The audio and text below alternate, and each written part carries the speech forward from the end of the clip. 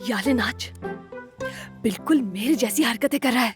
हाँ, वो तो पहले जैसे बिल्कुल नहीं रहे। माशाल्लाह, इस बात पर तो तुम्हें मुबारकबाद देनी पड़ेगी। यही तो मैं कह रही हूँ, समझ नहीं आ रहा कि क्या चल रहा है। एक्टिंग तो मैं कर रही थी यार।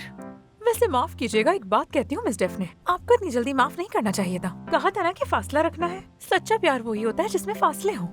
मेरी दादी जान का कहना था ये। हाय, क्या है?